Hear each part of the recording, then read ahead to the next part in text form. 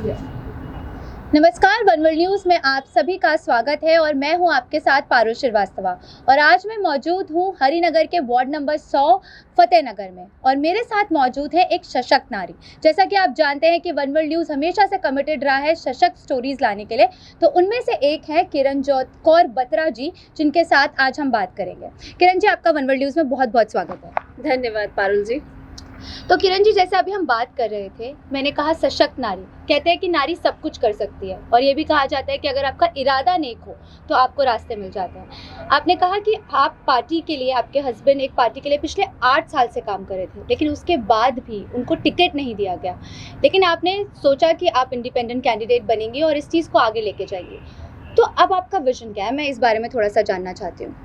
पारुल जी, राजनीति में तो सब आना चाहते हैं, पर राजनीति में आके जन सेवा बहुत कम लोग करना चाहते हैं। इरादों की बात कहूँ तो पहले भी इरादे काम करने के थे, आज भी इरादे काम करने के ही है। किरण जी, पर कुछ लोग होता है कि जिनको प्लेटफॉर्म मिल जाता है और वो आते हैं, अपनी फोटोज खिंचवाते हैं, चले जाते हैं। पर जिनको प्लेटफॉर्म नहीं मिलता, उसके बावजूद भी कुछ लोग ऐसे हैं जो रात के 1 बजे भी, 2 बजे भी, किसी का भी फ़ोन आए वो उसे भी उठाते हैं और उनके लिए भी काम करने में जुट जाते हैं। हम उन लोगों में से हैं जिनको काम करने की चाह है। मुझे लगता है कि मुझे काम करना है, अपनी इस सोसाइटी को, इस वार्ड 100 को सबसे बेस्ट बनाना है जी। तो बस इसके लिए मुझे जो भी करना होता है, चाहे मुझे आज तक इतने लोगों ने फ़ोन किए, जब भी किए, तो मैंने उनका हर काम वो करवाया है। जी किरण जी, जैसा कि कहा जाता है कि जब हम लोग बहुत पढ़ लिख लेते हैं, एजुकेटेड हो जाते हैं, तो हम सोसाइटी से बहुत कुछ ले लेते हैं, लेकिन बहुत ऐसे कम लोग होते हैं जो सोसाइटी को वापस देते हैं। जन सेवा नहीं करना चाहते हैं, अपना अच्छा लाइफस्टाइल मेंटेन करना चाहते हैं। आप अपने एजुकेशन बैकग्राउंड के बारे में बताइए और उसके बाद भी आप जन सेवा को चूज़ करती हैं, उसके पीछे क्या मोटिवेशन रही है? मेरी एजुकेशनल क्वालिफिकेशन, मैंने पोस्ट ग्रेजुएशन किया है इकोनॉमिक्स से। उसके बाद मैंने 2 साल तक इकोनॉमिक्स के में एज अ लेक्चरर कॉलेज में पढ़ाया। उसके बाद मैंने दोबारा पोस्ट ग्रेजुएशन एजुकेशन के साथ किया है, इसलिए डबल पोस्ट ग्रेजुएशन किया है।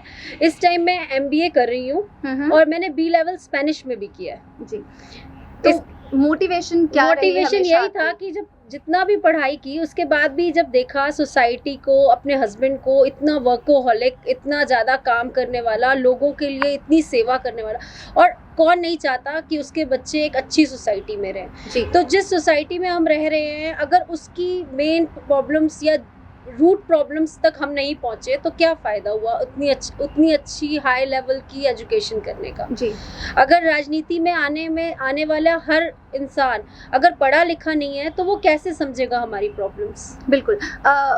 जैसे कि किरण जी, आपने कहा कि ग्रास रूट लेवल से काम करना बहुत ज़रूरी है, तभी आप लोगों की प्रॉब्लम समझ सकते हैं।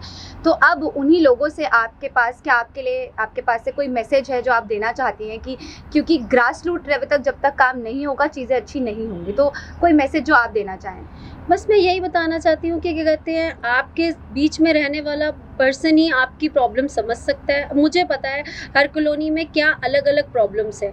किसी जगह पानी की ज़्यादा प्रॉब्लम है, किसी जगह स्टे डॉग्स की प्रॉब्लम ज़्यादा है, किसी जगह सीवर लाइंस की प्रॉब्लम है। हर जगह हर कॉलोनी की अपनी प्रॉब्लम्स हैं। और पर मेन प्रॉब्लम जो कूड़े की है, कूड़ा है, हर जगह सफाई नहीं हो रही, जो MCD का एक मेन वर्क है वो भी नहीं हो पा रहा। तो मैं चाहती हूँ मैं उस लेवल पे सबको बताया कि मैंने आज तक 8 साल में काम किया है हस्बैंड ने, तो आज भी हम काम करना चाहते हैं। तो जिसमें मैं चाहती हूँ सारे लोग मिलकर हमारा साथ दें। धन्यवाद, आपने हमसे बात करी। तो ये थी किरण जी जो हमसे बात कर रही थी। और जैसा कि मैंने कहा कि अगर इरादा नेक है तो रास्ते खुद बन जाते हैं और एक अच्छा नेता चुनने का हक हमारे पास है। तो ये हक आपके पास है, choose wisely. Thank you so much for joining in. Press the bell icon to never miss a video from One World News.